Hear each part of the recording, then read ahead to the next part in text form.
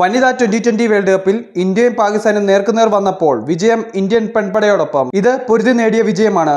ഈ ടൂർണമെന്റിലെ ആദ്യത്തെ മത്സരത്തിൽ കിവീസിനോട് ദയനീയമായി തോറ്റു തുടങ്ങിയ ഇന്ത്യൻ ടീമിന് തിരിച്ചുവരവിനുള്ള ഊർജ്ജം നൽകുന്നതായിരുന്നു ഇന്നലത്തെ വിജയം. ചിരവൈരികളായ പാകിസ്ഥാനെ 6 വിക്കറ്റിനാണ് ഇന്നലെ ഇന്ത്യ തോൽപ്പിച്ചത്. ഇന്നലെ പാകിസ്ഥാനെതിരെ വിജയിച്ച ടീമിൽ 2 മലയാളികളാണ് ഉണ്ടായിരുന്നത്, ആശാ ശോഭനയും എസ് സഞ്ജനയും.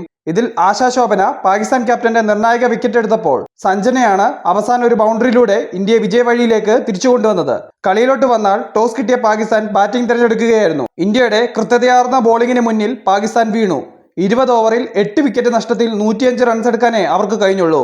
നിദാദാർ പാകിസ്ഥാന് വേണ്ടി 34 പന്തിൽ 28 റൺസ് എടുത്തു.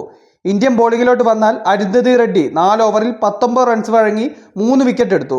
ഇന്ത്യയുടെ മറുപടി ബാറ്റിംഗിൽ സ്മൃതി മന്ദാന ആദ്യം തന്നെ പുറത്തായെങ്കിലും ഷിഫാലി വർമ്മയും ജമുന റോഡ്രിഗസും കൂടി ചേർന്ന് അപകടത്തിൽ നിന്നും ഇന്ത്യയെ രക്ഷിച്ചു. ഒടുവിൽ ഫാത്തിമ സന തുടരെ 2 വിക്കറ്റുകൾ എടുത്തെങ്കിലും പാകിസ്ഥാനെ കളിയിലേക്ക് തിരിച്ചു കൊണ്ടുവരാൻ കഴിഞ്ഞില്ല.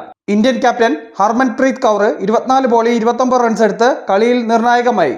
അവസാനം ജയിക്കാൻ 2 റൺസ് ഉള്ളപ്പോൾ ഹർമൻപ്രീത് കൗർ പരിക്കേറ്റ് മടങ്ങിയത് ഇന്ത്യക്ക് തിരിച്ചടിയായി. ഒടുവിൽ മലയാളി താരം സഞ്ജന താൻ നേരിട്ട ആദ്യ പന്ത് തന്നെ മിഡ് ഓഫിലൂടെ ഒരു അതിമനോഹര ബൗണ്ടറി നേടി ഇന്ത്യയെ വിജയത്തിലേക്ക് എത്തിച്ചു. പാകിസ്ഥാന്റെ ബാറ്റിംഗ് നിരയെ തകർത്ത അരുന്ധതി റെഡ്ഡിയാണ് കളിയിലെ താരം.